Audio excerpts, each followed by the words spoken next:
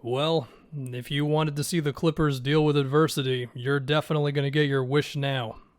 They're down 2-0, and they're going to Dallas for a game 3. And first off, Lakers-Clippers happening at the same time. What the hell was that, NBA? The Lakers video will happen at some point. I don't know.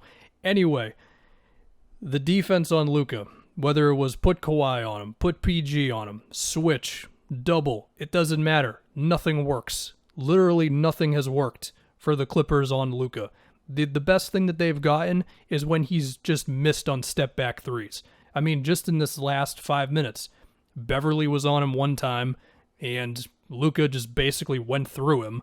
There was another play where he made a pass to Kleba that he didn't need to make, where he could have went with another one of his turnaround jumpers, but they doubled him, and the Mavs are smart enough to where when you double Luka, they get someone into the middle of the floor to where that guy can make the next pass. It was Dorian Finney-Smith. He got it to Hardaway. Hardaway made the 3. That was pretty much the dagger. Then we had some Richardson free throws. And, I mean, Tim Hardaway Jr., good, my goodness. And you know what? I said that the Knicks won the Porzingis trade and whatever.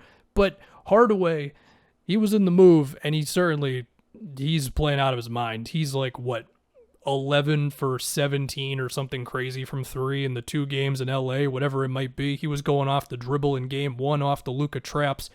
But still, the defense on Luka, it's just trash. I mean, PG started out on him in this game and didn't really work. Of course, the switching and all that's how it's going to be. I know it's inevitable, but the Clippers are just so quick to do it too. It's like they just accept it. They're like, screw it. He's getting a screen. I guess I'm off of him. Sometimes it was Zubats on him again in this game. They had Ibaka at times switch on to him in this, and it just doesn't matter, man. Whether it's a pass to somebody in the corner, although it should be said, the Clippers stayed home on the corner shooters a couple times in this game, and it actually led to some Luka turnovers. But anyway, whether it's a pass to somebody in the corner, whether it's Porzingis relocating around the basket, there was some pick and pops to Kleba. Kleba was going off the dribble in like the first or second quarter, whatever it was. That was kind of wild.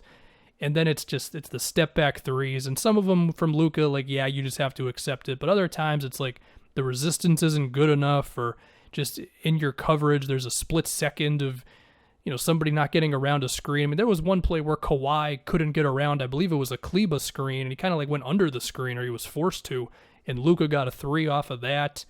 And then it's, again, like just basically pushing Pat Bev out of the way, even if Pat Bev stripped him one time around half court or whatever it was. There was one random play where Rondo literally reached between Luka's legs trying to get the ball. That was, I guess, peak goofy Rondo stuff. Nothing's working. I don't know what Luka's exact stats are on the game, but I mean, he's able to get into that turnaround mid-range, and he gets into the bank shot, and that shot and him being consistent on it kind of makes him unstoppable. At least right now it does, because it's like you can stop his momentum, but if he gets close enough to the paint and then he just starts going to that Dirk-esque turnaround, what do you do? You've got nothing. And the thing was, too, like, Kawhi was great in this game. I mean, Kawhi was going at Kleba one-on-one. He was attacking Luka at times. He was splitting a double team. I remember that play specifically. He had a couple of catch-and-shoot threes. It was ISOs, pick and rolls. When Rondo was in there was like Kawhi setting screens, and they had some PG curl action. I mean, the Clippers scored in this game. Their offense was not the problem, but through 2 games, they have shown no ability to slow down Luka, adjust to the Mavs offense, close out to the shooters. I mean, the only thing they have going for them is that they make Porzingis look kind of uncomfortable when he's in the post. That's it. I mean, they're down 2-0. This is it. I mean, I'm going to say what I said in the beginning. You wanted to see the Clippers with adversity? Here you go. This is it, man. This is why you traded for Rondo. Somebody's got to speak up right now. You're going into Dallas in a must-win game, and that place is going to be losing their crap, and you need to do something. Do you think I have the strategy for slowing down Luka? I don't know what it is. Literally nothing they do works. It's one guy on him, he gets by him on the screen, or he hits a step back or whatever. It's 2 guys on him, he makes the right pass.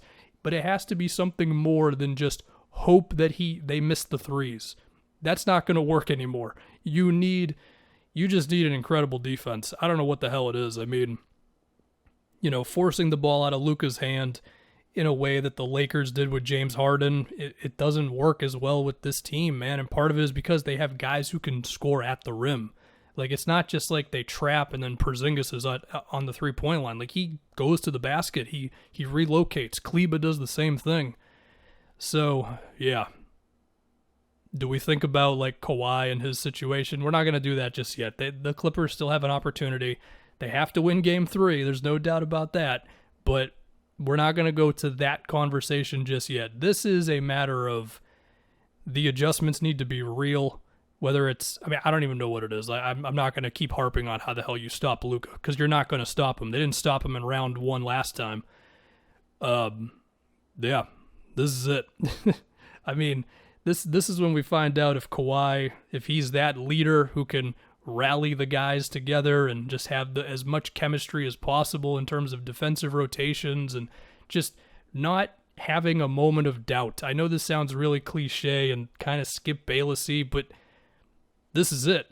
I keep saying this is it. I don't know. There's something about the Clippers. When the Clippers are just in the middle of it, there's just a little extra jolt that forces me to just go the cliche route. If I can attempt to get it back to X's and O's, I mean, you should be able to run Dorian Finney-Smith and Tim Hardaway off the three-point line. I mean, even Jalen Brunson was beating him at times in this game. You know what I mean? So, I mean, and again, Maxi Kleba was going off the dribble. I mean, like, if Maxi Kleba's making plays off the bounce, then what the hell are we doing here? I mean, in terms of lineups, look, man, maybe it's Zubats or no Zubats. Maybe it's all Ibaka to give you more speed and versatility defensively, but they haven't leaned on Ibaka that hard. It might just have to be like, look, Kawhi, PG, like, you guys are supposed to be awesome defenders. Can you please be awesome defenders on this guy? I mean, I understand why you can't just put Kawhi on him every minute because you rely on Kawhi so much on offense. And Kawhi was on Luka late in this game, but even then again, the second something happens, Luka's off or Kawhi's off somewhere else because you switch or whatever it is. So I don't know. I have no idea. This team is just firing on all cylinders and then some. I mean, you know, after they started the season 9-13, I believe it was, they've been way better since then. And their offense is amazing. And I mean, the goal could just be outscore them pretty much. But the Clippers scored 121 points in this game. I mean, if you score 121 points and you still can't beat these guys, good luck. I mean, seriously, good luck, because you're going to need it. For Game 3, I mean, Ty Lue's got to be quick on the timeout. If it's a quick 7-0 run by the Mavs, just we're going to learn right there. We're going to learn at the beginning of Game 3 what this Clippers team is really made of, and that's that. This is fun. This is a good time. This is what we waited for. Maybe not specifically the Clippers having problems, but more so just we find out what teams really got.